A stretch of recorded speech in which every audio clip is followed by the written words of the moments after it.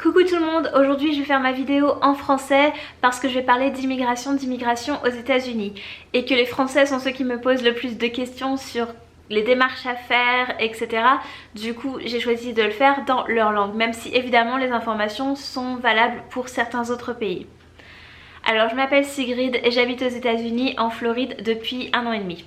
C'était pas du tout mon rêve de vivre aux États-Unis, pas du tout. Mais je suis tombée amoureuse d'un Américain, nous nous sommes mariés et après quelques années à distance, longue distance, on a décidé d'essayer de me faire venir aux États-Unis. Alors évidemment, ce dont je vais parler concerne ma situation personnelle, votre situation sera un peu différente et je vais surtout parler du visa que nous on a fait qui est le CR1 visa, le visa époux.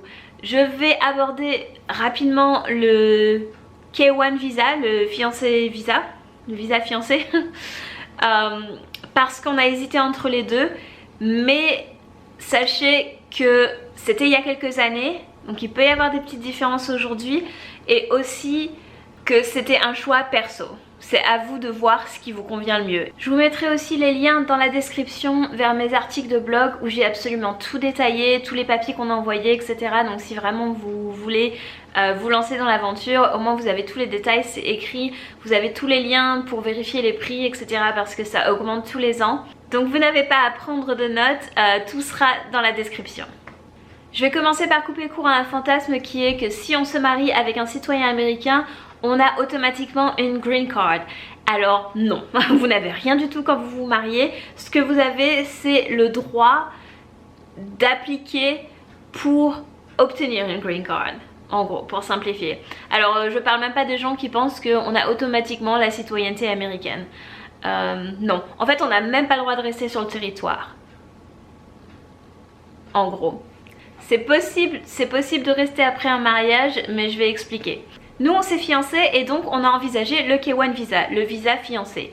Le visa fiancé, c'est un visa non immigrant et quand vous êtes approuvé, vous allez aux États-Unis, vous avez 90 jours pour vous marier et ensuite vous pouvez rester aux États-Unis pendant que vous faites ce qui s'appelle l'ajustement de statut.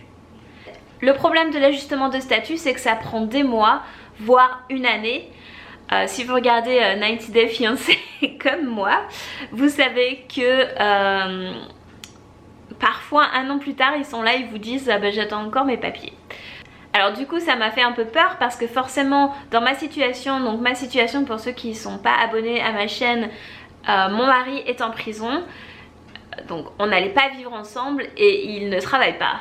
Donc il n'y a pas de revenus. Donc pour moi c'est impossible de rester 1 an aux États-Unis sans travailler. Qu'évidemment j'ai envisagé d'économiser, etc. Je me suis dit bon il faut que je compte au moins 6-8 mois d'argent de côté parce que même si vous ne pouvez pas travailler, vous pouvez quand même faire une demande en même temps que vous posez vos papiers pour l'ajustement de statut. Vous pouvez demander une autorisation de travail et c'est censé aller un peu plus vite. Sauf que à l'époque c'était déjà 4-5 mois et puis en fait tout le monde disait que ça prenait plutôt 6 mois. Donc c'était pas vraiment un risque que j'avais envie de prendre. Alors, un autre truc à savoir, mais ça c'est vraiment particulier à ma situation, c'est que quand vous faites un K1 visa, il regarde beaucoup plus le citoyen américain. Parce que c'est un visa comme j'ai dit plus tôt qui est non immigrant. Du coup les enjeux sont moins importants pour l'immigration américaine, USCIS, de vous donner ce visa fiancé parce qu'en fait ils peuvent toujours vous refuser votre ajustement de statut. Et ça c'est un autre truc qui me faisait peur, c'est de venir ici, donc de tout quitter, d'avoir ce visa fiancé, de me marier dans les 90 jours, de faire un ajustement de statut, d'attendre ici pendant des mois, éventuellement commencer à travailler si j'obtiens une autorisation de travail et puis d'être refusée. Et de devoir rentrer dans mon pays. Et croyez-moi, ça arrive. Donc toujours à cause de notre situation, on s'est dit que ce serait plus prudent de prendre un avocat pour nous aider, un avocat spécialisé en immigration. Donc j'en ai contacté plusieurs. Le problème c'est que j'ai eu très peu de réponses ou quand on me répondait, on me demandait direct $150 ou $200 ou $250 juste pour un rendez-vous téléphonique.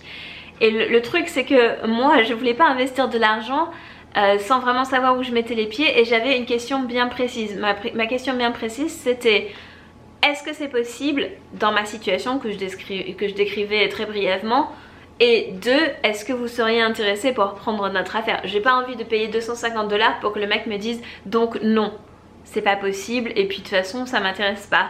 Ou c'est possible mais ça m'intéresse pas. Donc tous les gens qui m'ont demandé de l'argent direct comme ça, sans même répondre à mon email en fait, sans me donner l'impression qu'ils avaient lu mon email, ben, j'ai ignoré. Et donc il me restait un avocat qui avait répondu à ma question. Et donc après ça, juste parce qu'il avait répondu et donc en gros qu'il était faut voir quoi, j'ai pris un rendez-vous Skype avec lui. Et donc on a discuté, donc j'ai payé, je crois que c'était 150 $. Après on a eu 2 autres rendez-vous comme ça je crois. Puis après il a rencontré mon mari. Enfin donc il a pris notre affaire. Au final ça m'a coûté pas mal d'argent, mais c'était rassurant pour moi. Même si vraiment j'ai fait la plupart des papiers toute seule, je pense que le fait d'avoir la signature d'un avocat sur votre application, déjà ça vous assure quelque chose. Mais ça c'est encore une fois juste parce que ma situation est particulière, mon mari est en prison, donc tout de suite ça peut évoquer des red flags et que je voulais prendre le minimum de risques possible. Donc en discutant avec lui, on a envisagé plusieurs options. Il y avait l'option du fiancé visa, il y avait l'option du visa époux, il y avait l'option de venir 6 mois avec un visa touriste et puis éventuellement, si je le voulais toujours, me marier à la fin et puis de demander un ajustement de statut à partir de là. Tant que vous n'entrez pas aux États-Unis avec l'intention de vous marier, c'est possible d'aller aux États-Unis, de se marier et de rester, mais vous devrez prouver qu'il n'y a pas fraude. Si vous vous mariez, vous savez, et puis du coup si vous êtes avec quelqu'un en prison, vous savez que vous allez vous marier puisque vous devez aussi passer par tout le processus de la prison pour être approuvé et pouvoir vous marier et pour avoir votre date. Donc vous savez pertinemment quand vous passez la frontière que vous allez vous marier. Donc là c'est fraude, il n'y a pas photo quoi. Donc le visa fiancé, clairement l'histoire de rester sans travailler, c'était un peu un problème pour moi. Le visa touriste où je viens 6 mois et on voit ce que ça donne, c'était la même chose quoi. Je peux pas trop rester 6 mois ici sans travailler. Et puis alors là du coup je peux même pas demander l'autorisation de travail. Enfin je dois vraiment venir en touriste. Et donc la dernière option, celle qui nous suggérait, c'était de faire un visa époux. Donc en gros que je vienne aux États-Unis, qu'on se marie, que je rentre en France et qu'on fasse le visa. Et donc le CR1 visa, c'est un visa pour les gens qui sont mariés depuis moins de 2 ans. Si vous êtes marié depuis plus de 2 ans, ça s'appelle IR1 visa, mais c'est la même chose. Sauf qu'à la fin vous obtiendrez une green card de 10 ans, alors que pour ceux qui sont mariés depuis moins de 2 ans, ils obtiennent une green card de 2 ans. J'espère que vous suivez. Donc la grosse différence pour ce visa époux, c'est que vous attendez en France, vous attendez dans votre pays, donc évidemment vous ne pouvez pas être aux États-Unis avec votre époux. Mais par contre c'est un visa immigrant, donc une fois qu'il est approuvé vous avez la green card et vous pouvez arriver aux États-Unis et travailler dès le lendemain. Donc ça c'était vraiment le truc qui pour nous faisait une différence et c'était beaucoup plus viable dans notre situation. Donc c'est vraiment pour ça que nous on a choisi ce visa. Mais le fiancé visa peut très bien être la solution pour vous. Si vous êtes avec quelqu'un qui gagne très bien sa vie et qui peut vous entretenir pendant 1 an, et si vous n'avez pas peur de trop vous faire chier à la maison, et ben peut-être que le fiancé visa c'est le bon visa pour vous. Le truc qui était extrêmement flippant pour nous et qui fait que j'étais en stress et angoissée pendant toute l'année d'attente, c'est parce que si votre visa il est refusé, après vous pouvez même plus voyager aux États-Unis en touriste. C'est qu'aujourd'hui si vous voulez voyager aux États-Unis en tant que Français juste en touriste pour moins de 90 jours, vous faites une demande d'ESTA. L'ESTA c'est hyper facile, hyper rapide, vous allez sur le site officiel, vous répondez aux questions, vous dites où vous allez être aux États-Unis, vos dates de voyage et vous êtes automatiquement en gros dans les 5 minutes autorisé. Le problème c'est que dans ces questions à la fin, vous savez ce sont des questions du genre est-ce que vous venez avec des intentions de commettre un attentat terroriste ou ce genre de choses. Donc en gros vous répondez non à toutes les questions. Sauf qu'une des questions qui vient à un moment c'est est-ce qu'on vous a déjà refusé un visa pour les États-Unis. Et là une fois que votre visa époux ou même fiancé a été refusé, vous êtes obligé de cocher oui. Et du coup votre ESTA il est automatiquement refusé. Et du coup votre seule solution pour aller aux États-Unis c'est de faire une demande de visa touriste. Mais c'est dur d'obtenir un visa touriste quand on vous a refusé un visa qui était dans une intention d'immigration avant. Du coup les enjeux sont quand même colossaux quand vous êtes vraiment amoureux. Parce que moi le risque c'était que je revoie jamais mon mari quoi. Alors c'est pour ça que parfois certains d'entre vous m'envoient des messages et vous me posez des questions, vous me demandez des conseils et je vous explique et je vous indique toujours la façon la plus prudente de faire les choses. Vous voulez toujours prendre des raccourcis, vous voulez toujours aller plus vite, vous voulez toujours dire ah j'ai entendu que ça c'est possible que machin il a fait comme ci comme ça, bah très bien. Mais est-ce que vous voulez prendre ce risque là? Parce que moi je voulais pas prendre ce risque là. Donc j'ai fait peut-être avec plus de prudence que nécessaire. Mais je pense que c'est important. Donc parfois vous êtes frustré parce que je vous dis il faut faire ça, vous êtes bah oui mais bon après vous n'êtes pas obligé de m'écouter, vous pouvez couper à travers, vous pouvez tenter de faire fraude, c'est ce que vous voulez faire. C'est pas mon problème, c'est pas ma vie, c'est pas mon partenaire que je reverrai jamais parce que j'ai pas voulu écouter les conseils de quelqu'un à qui j'ai demandé. Donc après vous faites ce que vous voulez hein, comme toujours, vous prenez ce que vous voulez des infos que je vous donne. Mais ouais, ne me demandez pas d'approuver vos raccourcis quoi. Parce que non, je déconseille vraiment. Et encore plus maintenant quoi, maintenant vous vous rendez pas compte ici à quel point c'est tendu quoi. Tout ce qui est immigration. Même les gens qui vivent ici, même les gens qui ont des green cards, personne n'est en sécurité en fait. Donc ouais, vraiment je vous conseille de faire le plus prudemment possible. Mais après c'est votre décision. L'autre avantage dont j'avais commencé à parler un peu plus tôt avec ce visa, c'est parce que du coup l'attention elle est sur moi, donc sur mon casier judiciaire, sur où j'ai habité, qu'est-ce que j'ai fait, sur où j'ai travaillé, etc. et pas sur le citoyen américain.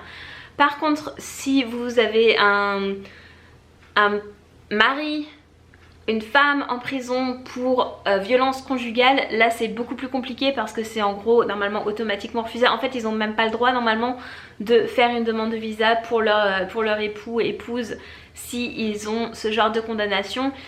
Il faut à ce moment là qu'ils demandent un waiver, donc là c'est pareil, prenez un avocat et laissez ça entre leurs mains, donc là je peux pas parler de ça.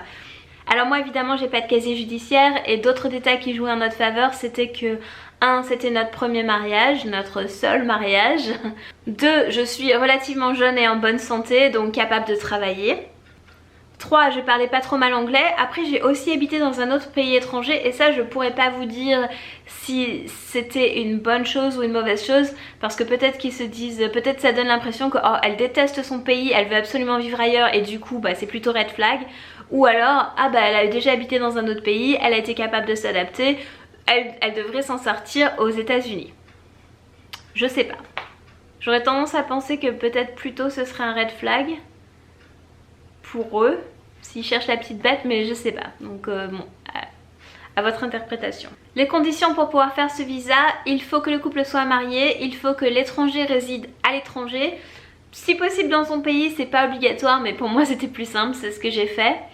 Il faut prouver que la relation est authentique, vous allez devoir prouver que vous avez une relation durable et sincère. C'est à vous de montrer que vous ne vous êtes pas marié pour que l'étranger puisse vivre aux États-Unis, mais vraiment juste parce que vous voulez être ensemble. Il faut que l'étranger n'ait pas de casier judiciaire et il faut que l'époux américain remplisse les conditions financières. Si ce n'est pas le cas, il a droit d'avoir ce qui s'appelle un co-sponsor. Il reste le sponsor officiel, mais il faut quelqu'un qui remplisse les conditions financières, qui soit un citoyen américain, qui accepte d'être le co-sponsor. Les conditions financières, c'est de gagner plus de 25% au-dessus du seuil de pauvreté aux États-Unis sur les 3 dernières années. Donc évidemment dans mon cas, avec quelqu'un qui est incarcéré depuis 14 ans presque maintenant, c'était pas possible d'avoir ça, donc on a eu un co-sponsor.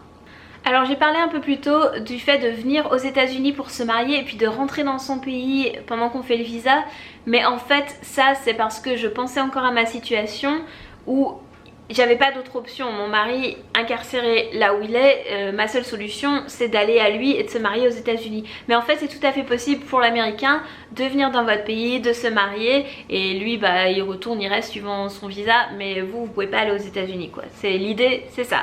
C'est que l'idée c'est que vous ne vivez pas, vous n'êtes pas en train d'attendre comme un ajustement de statut déjà aux États-Unis. Vous faites votre visa depuis l'étranger.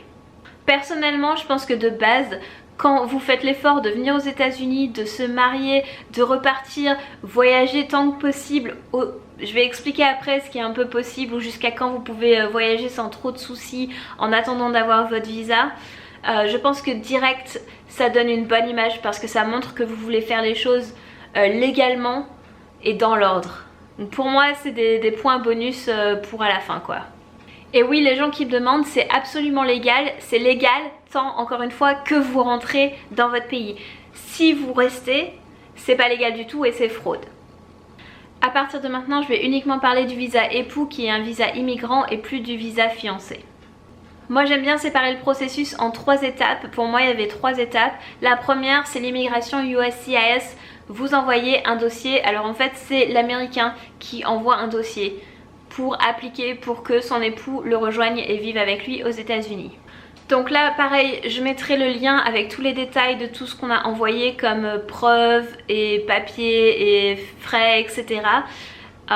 Mais en gros de base c'est le dossier, donc c'est l'application officielle, et vous montez un petit dossier qui explique, qui montre un peu votre relation. Et c'est important parce que c'est la première étape où en gros si tout de suite on trouve que c'est louche, bah ça peut s'arrêter là pour vous quoi. Le truc c'est que c'est censé prendre 4-5 mois. À mon époque ça a pris plus de 7 mois.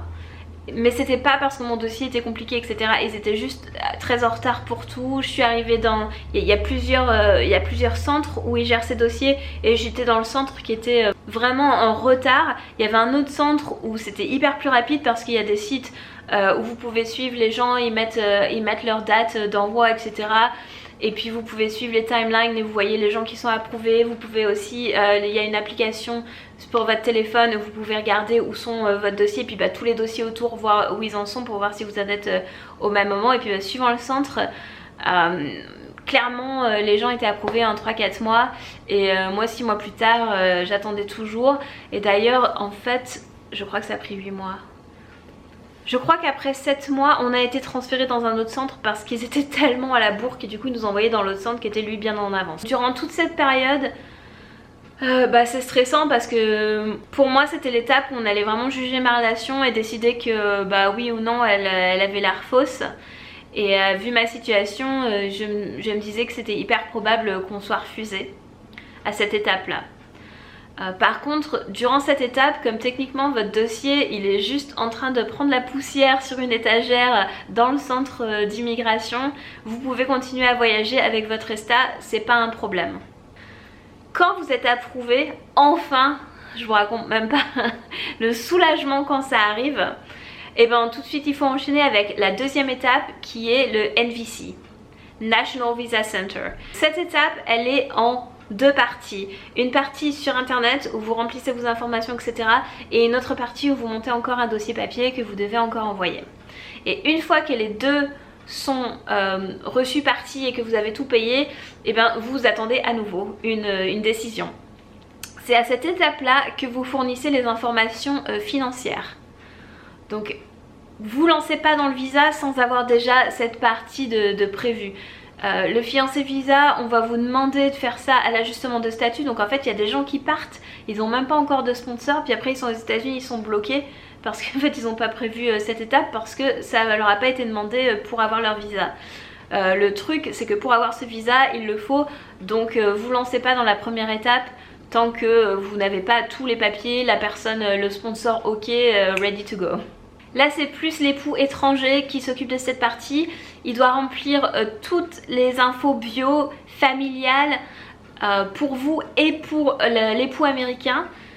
Il y a aussi, on vous demande toutes vos adresses depuis vos 16 ans. Alors pour moi c'était vraiment la partie la plus difficile parce que j'ai énormément déménagé et je crois que c'était 12 ou 13 adresses différentes. J'ai vraiment bloqué sur les adresses. Les détails cons, donc du coup sachez-le, soyez prêts. et la liste de tous vos emplois depuis, je sais pas si c'est 5 ans ou depuis toujours, je me rappelle plus. Un truc important aussi à cette étape, je pense pas que vous pouviez le louper, mais au cas où, faites attention, à un moment on vous demande si vous voulez ou pas un numéro de sécurité sociale et dites oui. Parce que sinon vous allez arriver aux États-Unis et vous allez devoir vous occuper de faire des démarches pour obtenir un numéro de sécurité sociale. Alors ça, je sais même pas comment où on commence, mais si vous cochez cette case oui, vous arrivez aux États-Unis et une semaine après vous recevrez, une semaine, 2 semaines, vous recevrez votre numéro de sécurité sociale à votre adresse américaine. Et vous avez besoin de votre numéro de sécu pour tout, donc cochez cette case. Ça c'est la partie internet, vous remplissez le questionnaire sur internet en fait. Mais donc dans la partie dossier papier, c'est là où vous fournissez tous les papiers qui concernent le sponsor.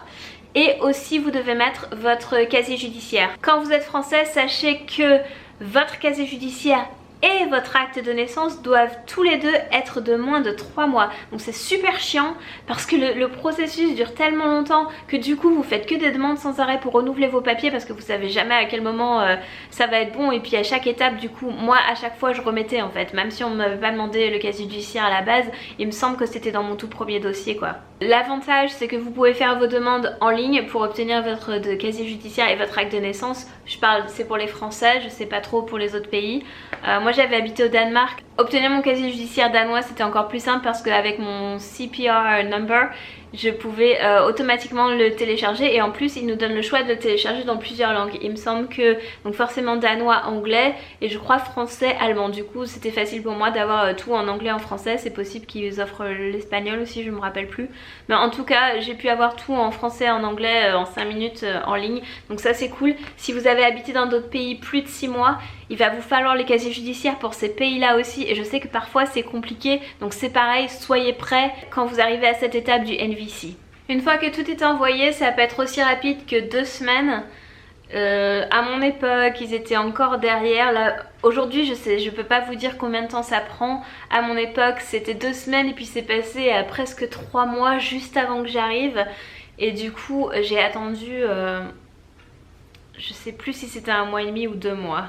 Alors j'ai regardé vite fait et mon dossier était complètement envoyé le 7 février 2017 et j'ai eu Case Complete le 14 avril 2017. Case Complete au NVC, ça veut dire que ils ont tout ce qu'il faut et c'est approuvé en gros. Mais après vous devez encore attendre qu'ils vous envoient le packet 4 avec votre date d'interview, etc. Et donc ça par contre je l'ai seulement reçu le 3 mai je crois, le 3 mai. Donc en gros c'est à peu près ça 2 mois. Mais encore une fois, ça c'était à l'époque. Aujourd'hui si ça se trouve ils sont revenus à 2 semaines. Si ça se trouve ils sont encore plus dans les choux. Et c'est 3 mois, je sais pas. Parce qu'à l'époque on m'avait dit pour la France, obtenir ce genre de visa c'est une moyenne de 9 mois. Mais nous ça a pris plus d'1 an quoi. Ensuite il y a l'étape 3, l'ambassade. Mais l'ambassade est encore en 2 parties. En fait vous devez d'abord passer une visite médicale. Donc c'est pareil, soyez prêts à l'avance parce que vous pouvez trouver la liste des vaccins en ligne et puis elle est aussi dans votre packet 4. Donc si vous avez un peu de temps, moi j'avais 1 mois et demi, presque 2 mois encore avant l'interview. Du coup c'est le bon moment d'aller voir votre médecin et de faire tous vos vaccins avec la liste qu'il donne. Parce que c'est pas parce que vous êtes à jour dans vos vaccins en France que vous êtes à jour dans vos vaccins aux États-Unis. Ils n'ont pas les mêmes exigences. Moi par exemple j'avais des vaccins où j'étais à jour en France parce qu'il faut les faire tous les 15 ans. Sauf qu'aux États-Unis c'est 10 ans et du coup j'étais pas à jour. Et puis si vous avez plus vos preuves de vaccin parce que vous avez déménagé 50 000 fois et vous avez plus votre carnet de santé, juste refaites tout quoi. Parce que vous pouvez vraiment pas esquiver ça, c'est obligatoire. Et donc juste avant votre interview, c'est à vous de voir comment vous vous organisez, mais vous devez passer une visite médicale seulement par les médecins qui sont approuvés par l'ambassade du coup de Paris. Là je parle de France, il y en a que 2. Vous téléphonez, vous prenez un rendez-vous. Ils vous disent que vous pouvez faire tous vos tests machin le matin et que ce sera reçu à l'ambassade pour l'après-midi. Alors moi je dis non, ne vous imposez pas ce genre de stress, allez-y 2-3 jours avant. Oui je sais ça coûte plus cher, vous manquez des heures de boulot, vous payez un hôtel peut-être, mais ne vous imposez pas ce stress parce qu'en plus ça marche pas toujours quoi et ça peut vraiment être un problème. Vous n'allez pas pouvoir décaler votre interview, donc vous allez quand même passer votre interview, mais vous n'allez pas avoir de réponse parce que tant qu'ils n'ont pas votre visite médicale qui est complète, ils peuvent pas vous approuver votre visa. Donc en gros ils vont vous dire bah quand on recevra les papiers on verra. Vous voulez pas partir de l'ambassade en vous disant putain je sais même pas si j'ai mon visa. Vous voulez que votre visite médicale tout soit réglé avant, comme ça quand vous arrivez à votre interview, ils regardent tout ça, ils ont tous les papiers qu'il faut et à la fin ils peuvent vous dire oui ou non. Et je pense qu'à ce moment-là, si vous êtes comme moi, enfin vous en pouvez plus quoi, ça fait 1 an que vous attendez, comme je disais il y a tout cet enjeu quoi, là on parle de revoir ou pas la personne qu'on aime. Moi je pouvais pas attendre plus quoi, il me fallait une réponse et même je vais vous dire j'ai été approuvée, je suis sortie de l'ambassade, j'y croyais à peine et ça a mis un moment et en fait jusqu'à ce que j'ai le visa dans mes mains, le fait qu'après ils prennent du temps pour arriver, enfin c'était quand même encore du stress donc non il n'y avait pas moyen que je sois pas prête pour l'interview quoi. Je suis pas trop douée pour le last minute, j'aime bien être préparée et un truc comme ça c'est trop de stress pour moi, je suis une angoissée alors c'est inimaginable. En plus avant votre visite médicale, donc déjà il faut que vous ayez fait vos vaccins si possible chez vous avec votre propre médecin. Et après vous devez encore aller dans des labos à Paris qui sont encore une fois approuvés par l'ambassade. Je sais plus combien d'options il y a. Il y a le labo où vous devez aller faire une prise de sang et un test urinaire. Et ensuite il y a une radio des poumons et je crois que vous avez 3 options d'endroits où vous pouvez aller pour les 2.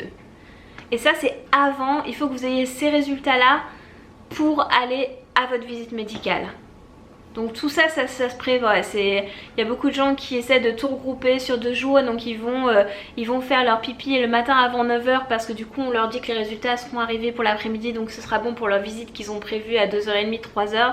Mais comme je disais avant, pour moi c'est pas possible, donc je préfère aller 1 jour avant, 2 jours avant, et comme ça déjà je sais que tout ça c'est bon, c'est fait, et voilà.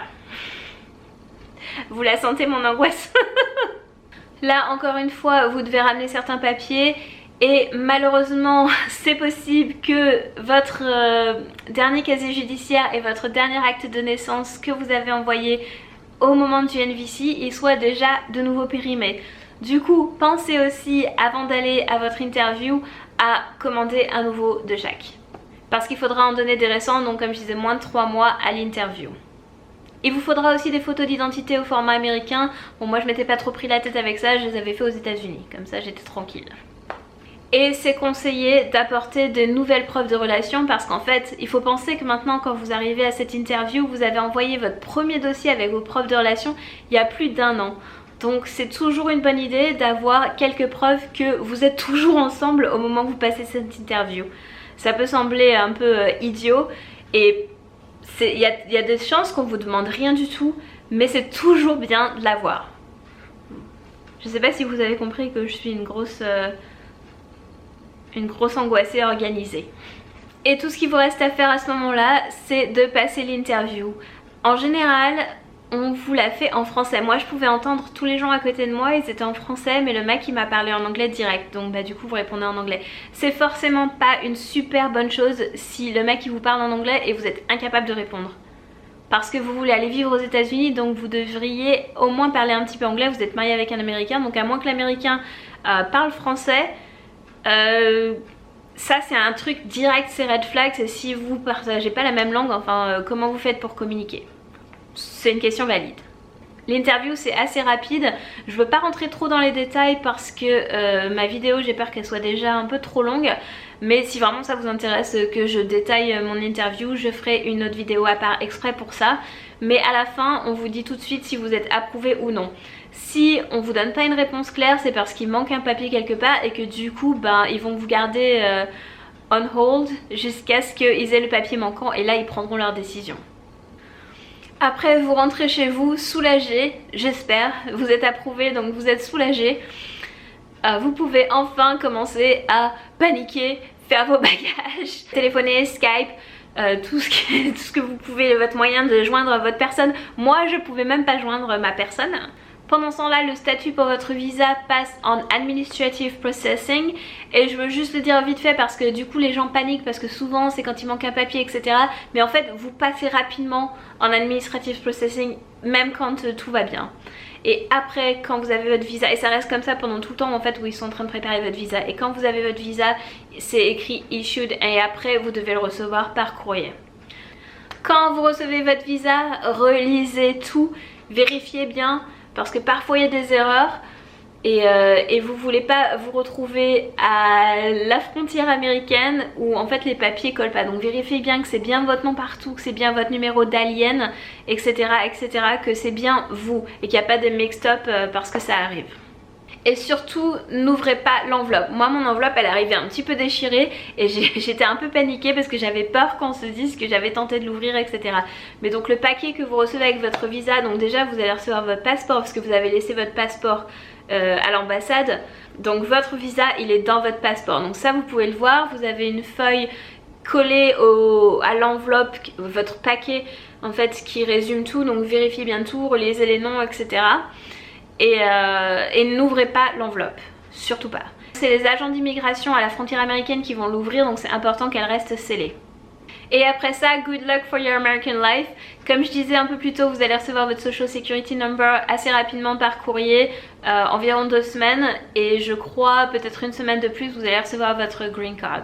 Peut-être que maintenant c'est pareil, un peu plus long, un peu plus rapide, je ne sais pas. Mais en attendant, vous avez le stamp, le tampon sur votre passeport qui sert de green card temporaire pour 1 an. Donc pas de panique si ça prend un peu plus longtemps. Je suis passée un peu vite sur les étapes du visa parce que de toute façon vous pouvez pas tout retenir et comme vous allez avoir toutes les infos écrites avec encore plus de détails, j'ai pas pensé que c'était nécessaire. J'ai préféré passer un peu plus de temps sur pourquoi on a choisi tel visa par rapport à un autre et quelles sont les plus grosses différences parce que du coup c'est l'étape numéro 1 et c'est à ça que vous devez réfléchir en premier. Si jamais il y a un détail, quelque chose sur lequel vous voudriez une vidéo dédiée, faites-le moi savoir dans les commentaires. Si vous avez des questions, laissez-les dans les commentaires. Mais s'il vous plaît, lisez mes articles de blog avant de me poser des questions parce que souvent on me pose des questions quand les choses sont déjà écrites et donc c'est pas très cool. Gardez en tête que c'est mon expérience, que ça va pas forcément exactement tout se passer pareil pour vous, que les choses ont pu changer depuis. Et pour vous donner une idée, donc on s'est marié le 23 avril 2016 et je suis arrivée aux États-Unis le 28 juillet 2017. Donc c'est en gros notre timeline et vraiment on a appliqué tout de suite après le mariage, etc. J'espère que cette vidéo vous aura aidé à y voir plus clair ou vous aidera pour le futur. Et je vous dis à bientôt. C'était pas évident de faire une vidéo en français, c'est dingue, mais j'ai pas arrêté de chercher mes mots, c'était compliqué. Donc j'espère que tout est clair. À bientôt.